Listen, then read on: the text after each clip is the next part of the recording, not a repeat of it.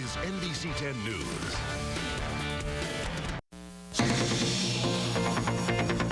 On the NBC 10 Consumer Watch, despite the turmoil on Wall Street, there are some bright spots. NBC 10 consumer reporter Tracy Davison is here to explain. Glad to hear this, Tracy. Oh, of course. Well, the bright spots include lower gas prices, gold prices are skyrocketing, good if you have some gold to sell, and mortgage rates remain very low, which means if you're looking for some extra cash, it may be time to figure out if it'd be worth it for you to refinance.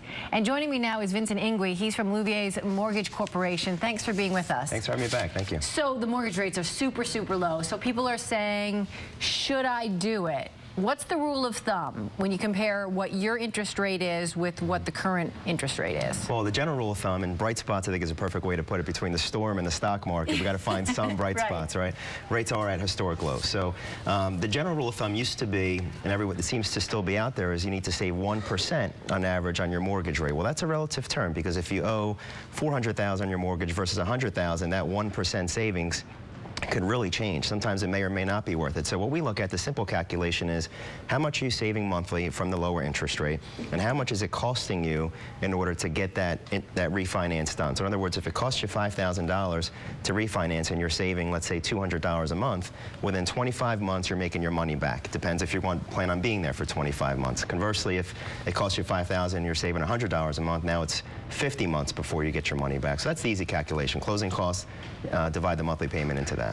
Let's talk about the reasons to refinance. What are they? Well, naturally, the interest rates, you're saving money. So you're saving money because you may need cash. So to reduce your monthly payment, you can, going from a 5% interest rate, let's say, down to a 4% interest rate, you're saving money on a cash flow basis. You naturally may want to build equity faster. So that means reduce the term. So if you took out a 30-year mortgage and you're maybe somewhere in the mid to 5% range, I can't tell you how many clients are reducing from 30-year fixed down to 15-year fixed, which are now in the mid-3s.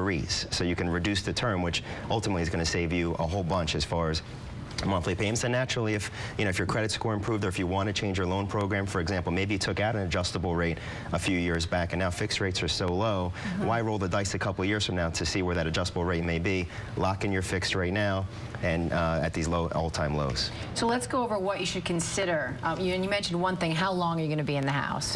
Absolutely. How long you plan on being in the house, where you see you and your family. I have many clients who have, let's say, children, and that's always a big factor. If your children, let's say, are 13, 14 years old, maybe you're 4 years away from school, where's that money going to come from for education? So these are all factors that kind of play into your decision making. Do you see yourself potentially buying up, or maybe buying a second home or an investment property? Again, these are all triggers that you may need to refinance or use that equity again, and you should customize your mortgage around those plans. Now it's definitely time at least to ask the question. Agreed. Great. Thank you so much.